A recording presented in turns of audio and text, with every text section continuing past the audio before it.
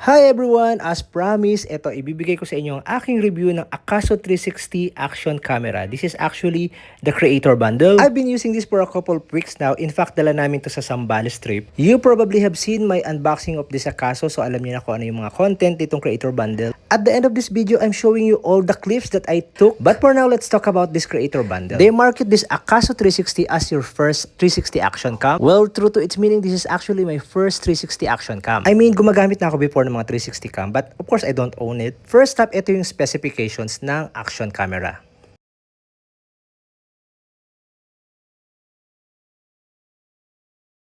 Actually, pag nagpunta ka sa website nila, makikita mo na maraming bundle na pwede kang pagpilian depende sa mga accessories na kasama. Again, as I mentioned on my unboxing, madali lang siyang i-set up. Straightforward din yung mga buttons niya. You're gonna have to be familiarized with the setting kung ano yung gusto mong set up. As expected, Akaso 360 can produce both videos and photos. But maliban dito sa mga classic videos and photo modes, you can set up your camera recording modes like time-lapse, time fusion, interval, raw photo, bracketing, or loop record. In terms of battery naman, of course, this Creator Bundle contains 3 batteries. But to be honest with you, pag continuous using mo, kailangan talaga naka-charge yung mga excess batteries. Medyo malakas siyang kumain ng battery, but of course, expected naman na yun. Thankfully, itong charger ng battery, slick lang siya, pwede mo siyang dalhin kahit saan. And never ko pa naman na-experience mag-hang like yung sinasabi ng iba. For me, okay naman yung kanyang overall performance. Okay, let's take a look at the videos that I captured using Akaso 360. Of course, sa mga content ko, nag-edit pa ako ng colors. But for you to see the actual videos nitong Akaso 360 camera, ito siya. Maganda yung texture niya pag broad daylight. Kitang-kita mo naman, ito yung kanyang sky view. What I also like about this Akaso 360 cam is yung pag-capture niya ng sounds. Okay, ito, let's hear it.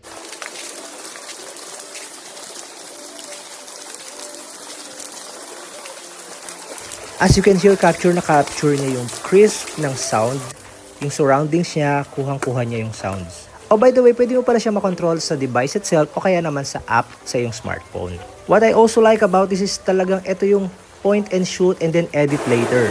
As you can see, well, actually, I'm impressed with these video shots. I know this looks basic, but pwede mo laruin yung different edits sa menu para makapag-export ka ng iba't ibang framing. Actually, pwede kong i-capture yung fish eye na nakatutok sa akin o kaya naman itong nakatutok sa view. And again, this is without retouching or adjustment. Ito talaga galing sa camera shots. Pansin nyo naman, this is quite impressive for an action camera, no? With excellent contrast, nice vibrant look, at hindi siya ganoon ka-saturated. Okay, let's try yung mga mas colorful. Punta tayo sa swimming pool. This is the shot naman na nasa pool ako. Mapapansin nyo, vibrant naman yung color niya. Actually, medyo naka-zoom na nga yan eh. And of course, yung kagandahan nito, of course, itong Akaso 360 with invisible stick, hindi talaga nakikita yung stick kapag hawak mo siya. And of course, itong image quality niya, sobrang decent na kasi ang sharp at saka yung kanyang pag-capture ng sound. May mga trinay pala ako mga basic edit dito sa device. So, let's see kung ano yung makikita nyo na pwedeng gawin sa inyong reframing.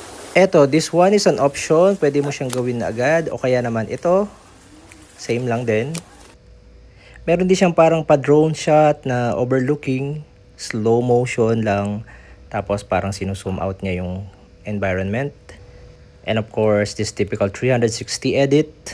Overall, with the price range, I'm happy with this Akaso 360 Creator Bundle and updated naman ng kanyang mga software. So, from time to time, makakakita ka ng update. So, in terms of value for money, I would say this is a good first Action 360 cam. Don't worry, ako medyo hindi pa ako ganun magandang mag-trim, but of course, we will have so much options dito sa app. And I'm sure may enjoy mo siya kung mas marami kang time mag-reframing dahil ang dami naman niya talagang options. So again, this is my first time operating and using Akaso 360. And sometimes may bundle promo sila. But I suggest get this Creator Bundle kasi nga meron siyang tatlong batteries na kasama. For this upcoming holiday. So again, these are good for outdoor enthusiasts or those dun sa mga mahilig mag-capture ng moments every day. This Akaso 360 Creator Bundle ay available pala sa mga e-commerce links at ilalagay ko sa description. Ayun lang, I'm leaving you with the shot na we took from our Zambales trip nung pauwi na kami. Thank you guys for watching. My unboxing video pala ay nakapost. Hanapin nyo na lang sa aking profile. Bye!